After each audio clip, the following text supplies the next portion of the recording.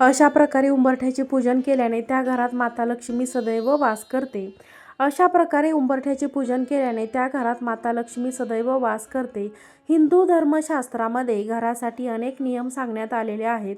फार पूर्वीपासून उंबरठ्याला अनन्यसाधारण असे महत्त्व आहे. आपल्या सर्वांच्याच पाहण्यात आहे की कितीही मोठा महाल जरी बांधला तरी त्याला उंबरठा हा असतोच. मोठ्यातली मोठी घरेसुद्धा व छोट्यातली छोटी घरेसुद्धा उंबरठ्याशिवाय पूर्ण होत नाहीत. आज आपण आजच्या व्हिडिओमध्ये उंबरठ्याविषयी माहिती जाणून घेणार आहोत. उंबरठ्यामुळे घरामध्ये कोणतीही वाईट शक्ती, नकारात्मक शक्ती प्रवेश करू शकत नाही. आपल्या घरातील वातावरण उंबरठ्याच्या आत राहते. बाहेरच्या लोकांचा घरातील वादविवाद, भांडण, तंटे आणि कुटुंबातील इतर गुपित गोष्टी बाहेरच्या लोकांना समजू नयेत म्हणून प्रत्येक वस्तूंचा उंबरठा एक मर्यादा म्हणून ओळखला जातो. म्हणजेच घरातील गोष्टी बाहेरच्या व्यक्तीला सांगायच्या की नाहीत सांगायच्या हे फक्त आपल्या घरातील व्यक्तींच्याच हातात असते. शक्यतो लाकडी उंबरठा हा शुभ मानला जातो. आजच्या काळात घराच्या प्रत्येक दारावर उंबरठा बनवला जातो आणि जर उंबरठा बनवला जात नसला तरी स्वयंपाकघर आणि घराच्या मुख्य दारावर उंबरठा असायलाच हवा. दाराचा उंबरठा हा शक्यतो लाकडी शुभ मानला जातो. पण जर तुम्हाला हवे असेल तर तुम्ही तुमच्या जीवनशैलीनुसार संगमरवरी उंबरठा बनवू शकता. वास्तविक दाराच्या चौथ्या भागाला उंबरठा म्हणतात. की दाराचा उंबरठा म्हणजे घाण, वाईट शक्ती प्रवेश करून देत नाही. आपल्या घरात मुख्य दरवाजा आणि उंबरठा अधिक पवित्र बनवण्यासाठी मुख्य दारावर, दरवाजावर ओल्या हळदीने किंवा ओल्या कुंकवाने ओम आणि स्वस्तिक ही धार्मिक चिन्हे काढावीत. दाराचा उंबरठा बाहेर रांगोळी काढून तुम्ही तोच अधिक सुंदर आणि सुशोभित करू शकता. उंबरठा म्हणजे आत्मभान जागृत ठेवणारे स्थान. उंबरठा म्हणजे लाकडी दाराच्या चौकटीत खालच्या बाजूस बसवलेले जाड, रुंद आणि सपाट लाकडी पट्टी होय. दाह शमन करणारा आणि दीर्घकाळ पाण्यात टिकून राहणारा वृक्ष म्हणजे उंबराचा वृक्ष. म्हणून पूर्वीच्या काळात प्रत्येक घराचा उंबरठा हा उंबराच्या खोडापासून बनत असे. या वृक्षाच्या नावावरून दाराच्या चौकटीत बसवायच्या या लाकडाचे नाव उंबरठा असे पडले. आपण पूर्वीपासून नेहमी ऐकत आलो आहे की माता लक्ष्मीला प्रसन्न करायचे असेल आणि माता लक्ष्मीने आपल्या घरामध्ये प्रवेश करावा असे वाटत असेल तर घराचा उंबरठा सुशोभित असावा.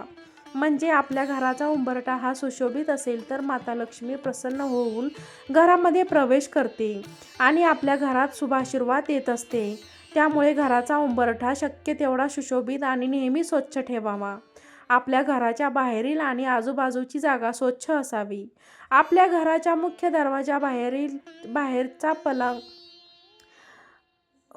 मुख्य दरवाजा बाहेरचा पलांचा ठीक नसावा किंवा कचराकुंडीत म्हणजे दसवी वगैरे ठेवलेला नसावा, डस्टबिन ठेवलेला नसावा. यामुळे माता लक्ष्मी आपल्या दारातून निघून जाते आणि ती आपल्या घरामध्ये प्रवेश करत नाही. उंबराचा वृक्ष हा कृत्तिका नक्षत्राचा आराध्य वृक्ष आहे आणि त्यांच्या औदुंबर या नावाने त्याला शुभ असे धार्मिक अधिष्ठानही प्राप्त झाले आहे. साक्षात दत्त निवास असलेला पवित्र वृक्ष म्हणून औदुंबराची ख्याती आहे. 21 गुणांनी परिपूर्ण औदुंबर वृक्षाखाली सद्गुरू माऊली श्री गुरुदेव दत्त यांनी साधना केली. औदुंबराला भूतलावरील कल्पवृक्ष म्हणतात कारण प्रभू श्रीहरी विष्णूंनी औदुंबराला आशीर्वाद दिला आहे की याला सदैव फळ येतील. तसेच या झाडाची पूजन व भक्तीने सर्व मनोकामना पूर्ण होतील. हा एक पवित्र वृक्ष आहे आणि जमिनीखालील पाण्याची सुद्धा आहे. स्त्रिया समृद्ध आणि संततीसाठी औदुंबराची पूजा करतात. या झाडाचे दर्शन केल्याने उग्रता शांत होते. जी स्त्री रोज सकाळी लवकर उठून तांब्याच्या कलश यामध्ये पाणी घेऊन उंबरठा धुवून त्यावरती हळदी कुंकू लावते किंवा दोन्ही बाजूला स्वस्तिक बनवते तिच्या घरी माता लक्ष्मी सदैव निवास करते. म्हणूनच दररोज सकाळी स्त्रीने म्हणजेच आपल्या गृहलक्ष्मीने दररोज उंबरठ्याची पूजा करावी.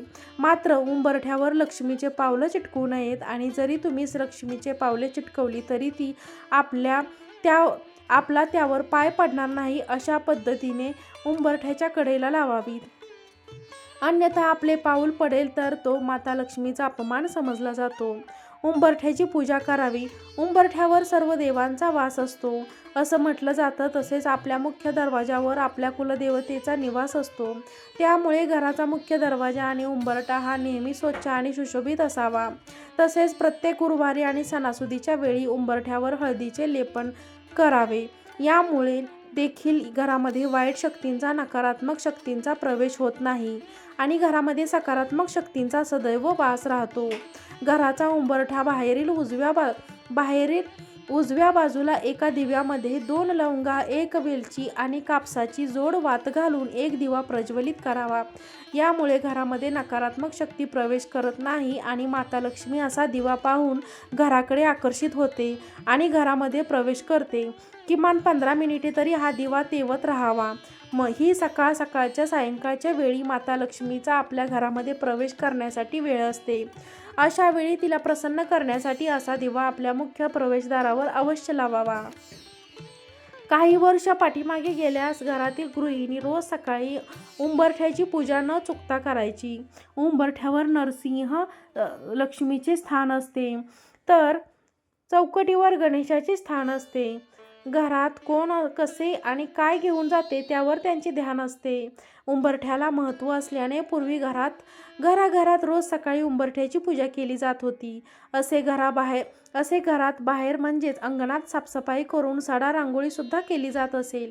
7ही दिवस उंबरठ्याची पूजा केली जात होती. असे दिवाळी व्यतिरिक्त विशेष प्रसंगी उंबरठ्याभोवती तुपाचा दिवा लावावा.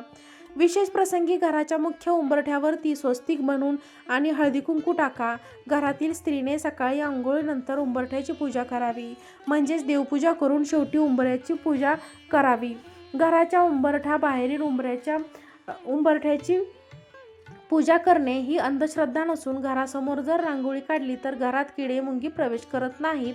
त्यामुळे जीवजंतू रांगोळीतून घरामध्ये प्रवेश करत नाहीत. त्यामुळे घराचा मुख्य दरवाजावर उंबरठ्याबाहेर छोटीशी का होईना रांगोळी असावी. फार पूर्वीच्या काळात लाईट नसायचे, पूर्णपणे अंधार असायचा आणि घरी देखील फरशी उंच नसायची. त्यामुळे पूर्वीच्या महिलांनी ते नियमात अंगणात सडा मारून रांगोळी काढायच्या, कारण असे जीवजंतू घरामध्ये प्रवेश करू नयेत म्हणून. उंबरठा घराची शिस्त आणि संस्काराची आठवण करून देतो. उंबरठा वाईट लहरी आणि वाईट शक्ती, वाईट विचार घराबाहेर झोपून ठेवतो. बाहेरील व्यक्ती घरात प्रवेश करताना सर्व गोष्टी बाहेर ठेवूनच घरामध्ये प्रवेश करते. त्यामुळे घरातील व्यक्तीला या सर्व गोष्टींचा काहीही त्रास होत नाही. आता पाहूयात की धन आकर्षित करण्यासाठी उंबरठ्यावर कोणते उपाय करावेत. पहिला उपाय आहे चांदीची तार.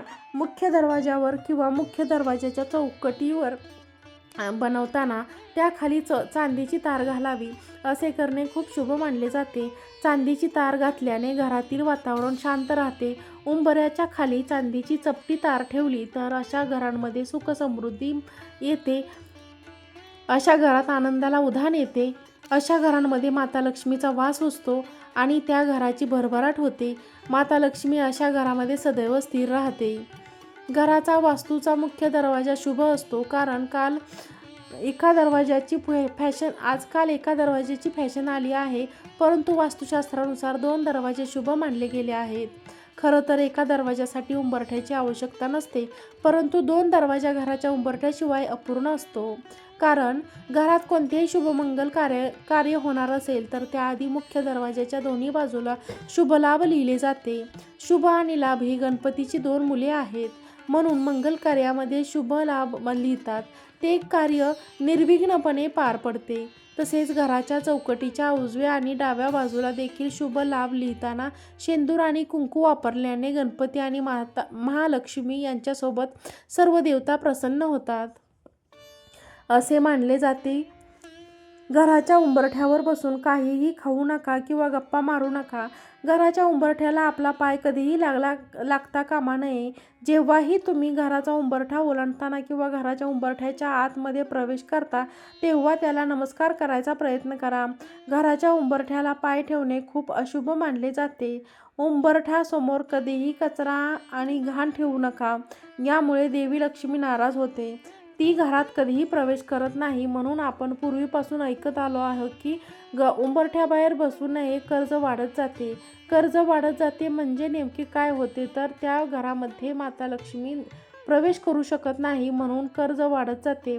उंबरठा म्हणजे दाराच्या चौकटीवर बसवलेली एक लाकडी पट्टी. पण अर्थ किती मोठा. या लाकडी पट्टीला चौकटीबाहेर पाऊल टाकायला पूर्वी कोणीही धजत नव्हते. 7च्या आत घरात हा पूर्वीच्या लोकांचा नियम होता. आता तर कोणी 12च्या आत घरात येत नाही. आणि त्यामुळे जग किती बदलले आहे, गुन्हेगारी किती वाढली आहे. पूर्वी बायका म्हणायच्या की आमच्या उंबरठ्याचा गुण आहे, आमच्या घराचा उंबरठा ओलांडून सून घरात आली की तिला आमचे घरचे गुण लागले म्हणून समजाच. हा उंबरठा प्रतिष्ठेचा प्रतीक मानला जायचा. या घराला उंबरठा नाही ते घर म्हणावे का? ज्या घराला उंबरठा नाही तिथे कोणाचाच पायपोई कोणाला नसतो असे म्हणतात की कोणीही यावे आणि कोणीही जावे. सणवार आला की उंबरठा सारवला जायचा. त्यांच्या आजूबाजूला सुबक अशी रांगोळी काढली जायची. असे दारावर तोरण बांधले जायचे. तेच फ्लॅट संस्कृतीमध्ये लाकडी उंबरठा कालबाह्य झाला आहे. शक्यतो घराला लाकडी उंबरठा असावा. यामुळे वाईट शक्तींचा प्रादुर्भाव घरामध्ये होत नाही. दाराचा उंबरठा घराच्या मर्यादेत निश्चित करते. असे मानले जाते की त्यामुळे घरातील सकारात्मक ऊर्जा व बाहेरील जात नाही. त्या वास्तुशास्त्रात असेही नमूद केले आहे की घराचा दाराचा उंबरठा मजबूत असेल तर कोणीही कुटुंबात मतभेद निर्माण करू शकत नाही किंवा शत्रू घरात प्रवेश करू शकत नाही. घराच्या इतर कोपऱ्याप्रमाणे दाराच्या चौकटीत ही वेळोवेळी दुरुस्ती करावी. तुटलेली दरवाजाची चौकट अशुभ मानली जाते. तसेच उंबरठा देखील तुटलेला नसावा. आता बैठकीच्या खोलीतून सगळे स्वयंपाकघर दिसते. काहीच आड पडदा नको. कोणीही उपटसून येतो व वहिनी करत घरातच घुसतो. ना मग मानसन्मान, ना मर्यादा, ना काय मानसन्मान. किती सुधारलो पण आपण. नववधू घराच्या उंबरठ्यावर ठेवलेली माप ओलांडत घरात प्रवेश करते. उंबरठ्याला गृहीत धरत आपण बरेचसे शुभ अशुभ संकेत मानतो. घराच्या उंबरठ्याच्या खूप साऱ्या भूमिका असल्या तरीही उंबरठा एक मर्यादेच असतो. उंबरठा म्हणजे एक सीमारेषा. उंबरठा म्हणजे आपल्याला भानावर आणणारी एक गोष्ट. बाहेरून घरात येणाऱ्यांसाठी आपला इगो चपलांच्या सोबत बाहेर काढून ठेवायची जागा म्हणजे उंबरठा.